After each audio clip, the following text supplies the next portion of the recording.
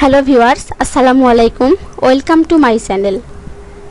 আমি আজকে রান্না করব পটল আলু দিয়ে গরুর মাংস। তো রান্নাটি করতে আমি এখানে নিয়েছি গরুর মাংস।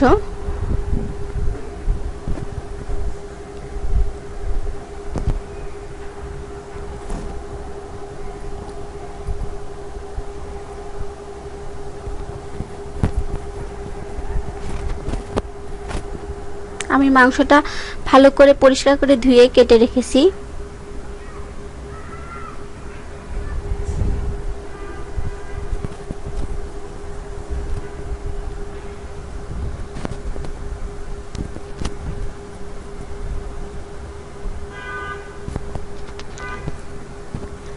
আলু ভালো করে ছিলে মাঝখান দিয়ে একটা করে কেটে রেখেছি। একটা আলু থেকে দুইটা ভাগ করেছি।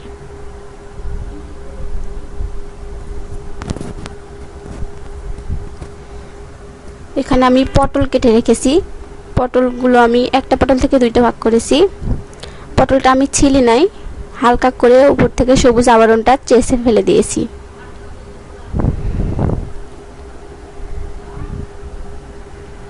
আর লাগছে পেঁয়াজ কুচি,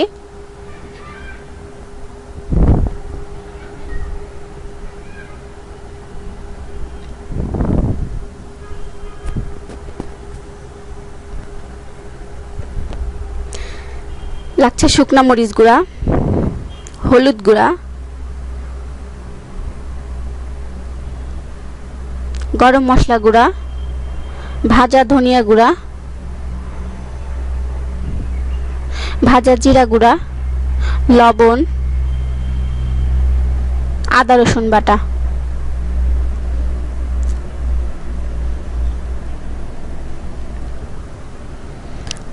কাঁচামরিচ, তেজপাতা, দারুচিনি, ছোট এলাচ, বড় এলাচ, লং,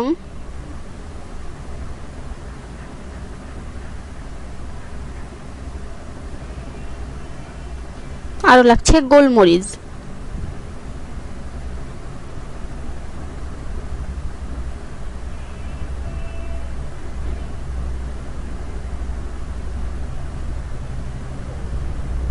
এবার আমি প্যানের মধ্যে সব মাংসগুলো দিয়ে দিচ্ছি।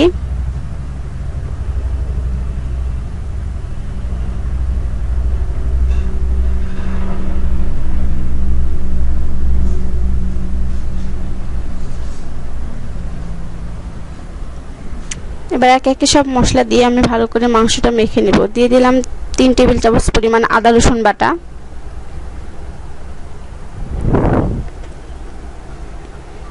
1 চামচ হলুদ গুঁড়া, শুকনো মরিচ গুঁড়া দিচ্ছি 2 চামচ পরিমাণ,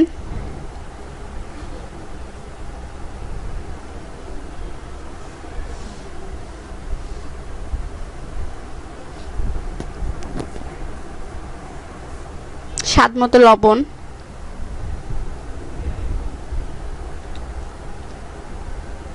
তেজপাতা দিলাম 2টা,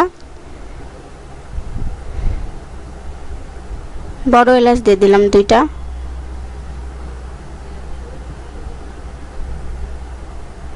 দারুচিনি দিয়ে দিলাম 2টা,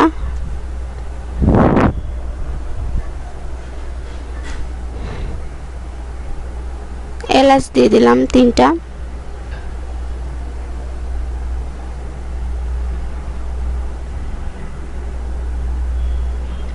গোলমরিচ দিয়ে দিলাম 8-9টা,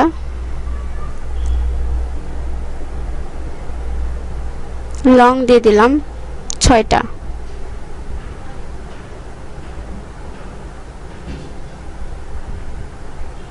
এবার দিয়ে দিলাম পেঁয়াজ কুচিগুলো।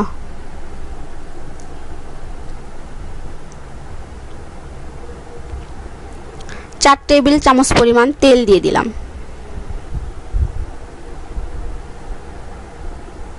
এবার সবগুলো ভালোভাবে মাখবো।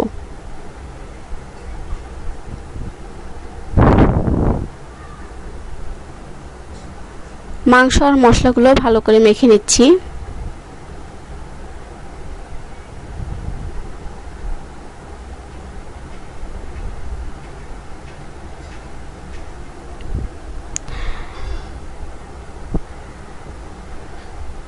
মাখা হয়ে গেছে, এবার সামান্য পানি দিয়ে দিলাম, আবার একটু মেখে নিচ্ছি।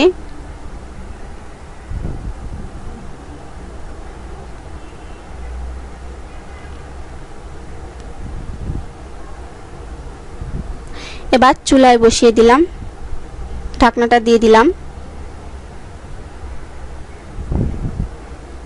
ফিরে আসছি 5 মিনিট পরে।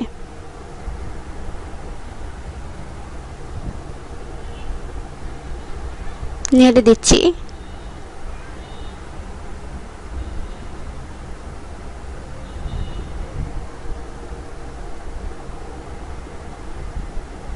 আবার ঢাকনা দিয়ে দিলাম। ফিরে আসলাম 3 মিনিট পরে।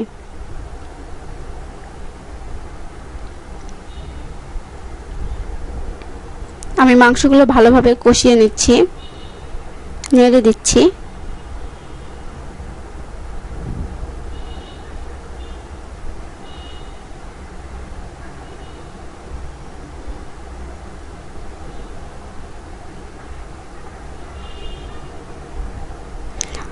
এ পর্যায়ে দিয়ে দিলাম পটলগুলো।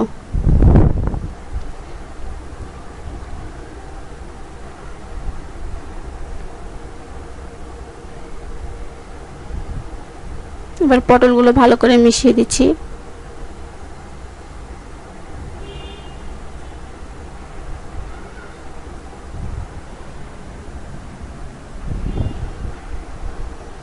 এবার আলুগুলো দিয়ে দিলাম।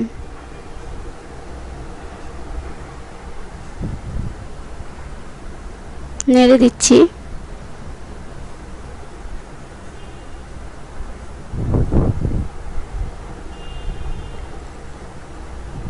এভাবে আমি কিছুক্ষণ কষাতে থাকবো। আলু পটলগুলো মাংসের সাথে ভালোভাবে কষিয়ে নিব আমি।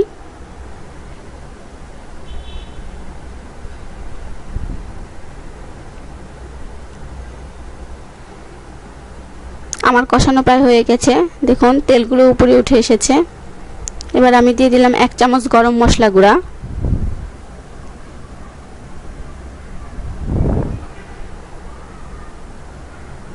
1 চামচ ধনিয়া গুঁড়া, 1 চামচ জিরা গুঁড়া।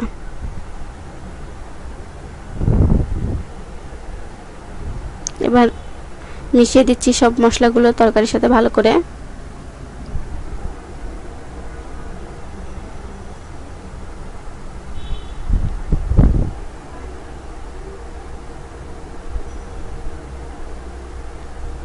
এভাবে কিছুক্ষণ কষাতে থাকবো। গরুর মাংসটা একটু বেশিক্ষণ সময় নিয়ে কষাতে হয়। এবার দিয়ে দিলাম পানি পরিমাণ মতো।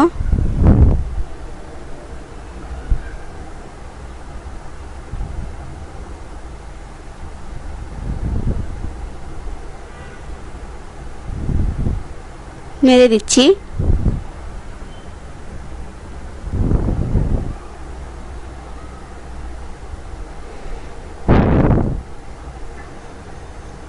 ঢাকনা দিয়ে দিলাম। ফিরে আসলাম 5 মিনিট পরে। এবার আমি 3টা কাঁচামরিচ দিয়ে দিলাম।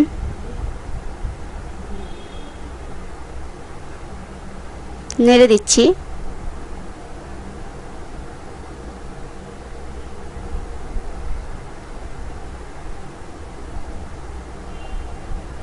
ঢাকনা দিয়ে দিলাম।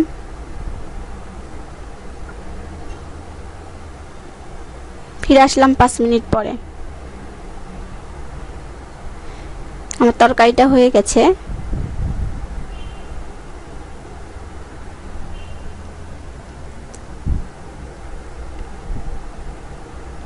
এবার ঢাকনা দিয়ে চুলা বন্ধ করে দিলাম, 2 মিনিট দমে দিলাম। ফিরে আসলাম 2 মিনিট পরে। আমার তরকারিটা হয়ে গেছে। তো আমার এই রেসিপিটা যদি আপনাদের ভালো লেগে থাকে তাহলে অবশ্যই বাসায় ট্রাই করবেন। আপনার বন্ধুবান্ধব আত্মীয়স্বজন সবার সাথে শেয়ার করবেন। কমেন্ট করে অবশ্যই আমাকে জানাবেন। আমার ভুল ত্রুটিগুলো আমাকে ধরিয়ে দেবেন, তাহলে আমি অবশ্যই সেগুলো সংশোধন করে ভালো করে আবার সেগুলো সংশোধন করার চেষ্টা করব।